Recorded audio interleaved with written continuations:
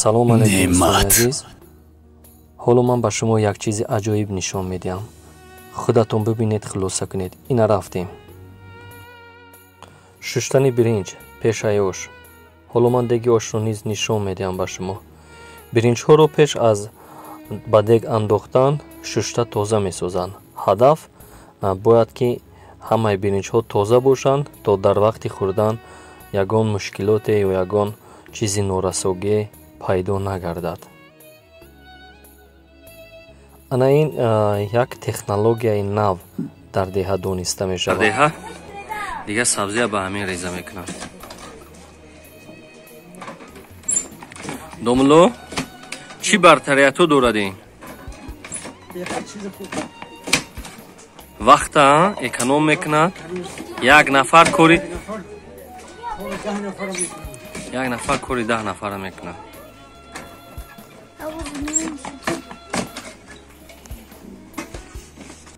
ан ҳамин тарф тамоми сабзиҳоро реза карда барои омода кардани ош тайёрӣ мебинанд сокинони деҳа. ваша мебуред ҳангоми рӯз кардан? о ҷудогона мезанедаш? нағз будай. пас аз оби хунук шушта буд кардани биринҷҳо бо тавсияи повур, инҳо низ дар навбати дигар бо оби гарм шушта мешаванд. ҳадаф аз оби гарм шуштани биринҷҳо мулоим гардидани онҳо аст ки дар рафти пухтан бояд сахт намонад. вақто ки ан ҳамин биринҷҳо бо оби гарм шушта мешаванд, барои пухта гардиданашон монеа зоҳир намесозанд. деге ки повур барои пухтани ош истифода мебарад, ҳоло пур аз зербак аст. дохили ан ҳамин қариб ки 25 килограмм гӯштро фаро гирифтааст. имконияти то 60 килограмм биринҷро ош кардан дар ҳамин дег ҳаст. то 60 килограмм. таваҷҷӯҳ месозем кунун биринҷ дар ҳолати омодабош қариб қарор гирифтааст. ҳар як лаганде ки дар дохили он биринҷ қарор дорад, тахминан 15 то 18 килограммро дар бар мегирад. аз ҳисоби оне ки дар деҳа сокинони зиёд вуҷуд доранд, ба ҳамин хотир бояд ки ошпаз ҳисоби худро дуруст бигирад, то тамоми аҳолии деҳаи дарх бо ош таъмин карда шавад. гумон месозам оше ки барои мардум тайёр карда мешавад, бениҳоят заҳматҳои сахттаринро соҳиб мебошад. аз ин хотир ошпазе ки дар ин ҷо қарор дорад, кӯшиш ба харҷ медиҳад ки ба хатогӣ даст назанад. беҳуда нагуфтаанд ки қадри зар заргар бидонад. бениҳоят меҳнатҳои зиёд дар ин ҷо сарф карда мешавад. ҳоло дар ҳамин деге ки ош пухта истодааст, ба ҳисоби миёнае ки мо ҳисоб кардем, тахминан аз 50 килограмм биринҷ зиёд дохил карда шудааст.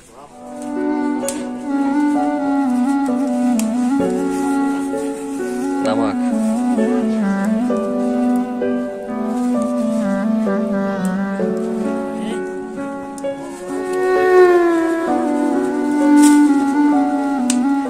ин мена анами хел ҳизми тез дар мегирифтагӣ мебиёранд, барое ки бояд тез ҷӯш биёяд. ин сатилам сатили оби ҷӯшомадагия.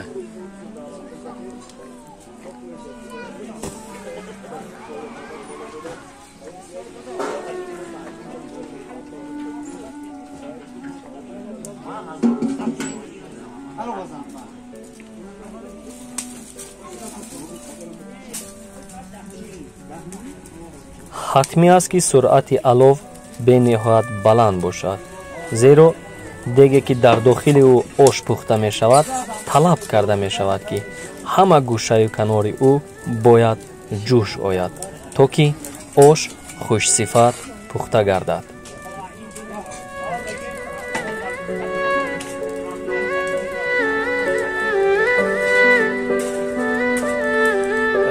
Такой обдоворисам ёрдамчи поваран. Ёрдамчи. Бад. ҳоло мо мушоҳида месозем ки ҳама қисматҳои дег ҷӯш омадааст ё на.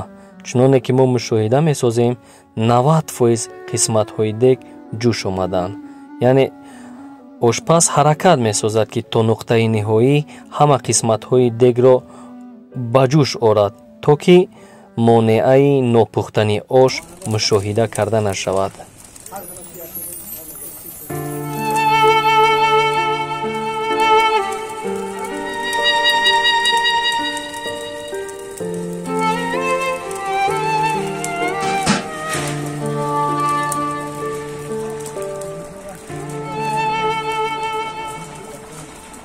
чуноне ки мо мушоҳида месозем ҳама қисматҳои дег пурра ҷӯш омад.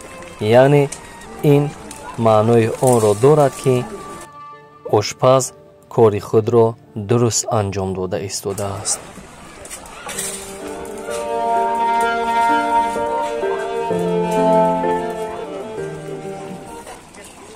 дар ҳақиқат агар дуруст аҳамият диҳем бениҳоят ин кори душвор аст. аҳамият диҳед, повар ҳаракат карда истода ки ҳама гӯшаву каноре ки дар дег ош қарор дорад пурра аз санҷиш гузаронад. зеро боз такрор месозам ки ин ош бояд барои хӯрандааш қобили қабул бошад ва бо сифати аъло баҳо дода шавад. яъне вақто ки дар ҳамин ош ягон камбудиву норасогӣ мушоҳида карда мешавад, дар он сурат соҳиби маърака нороҳатии бештар зоҳир месозад. бибинед, ош омода гардид. баъд аз 45-50 дақиқа ошро повар меканад. меканед ин акои сангимро. аҳамият диҳед, гӯштҳо дар шакли калон қарор доранд ва ин косаи об вазифааш аз чӣ иборат аст? яъне бихотире ки гӯштҳо сӯзонанд, дастро дар он мегузоранд ва ин гӯштҳоро дар дохил ҳар як истифодабаранда як ё дутои онро бо худ бурда бо хости дили худ реза карда истеъмол месозад. бибинед, аз намуди ош маълум мегардад ки оши пухтаи повар яъне ошпаз сифати аълоро соҳиб мебошад ва ин ҳам як ҳунари волои ошпазии сангимуродро нишон медиҳад.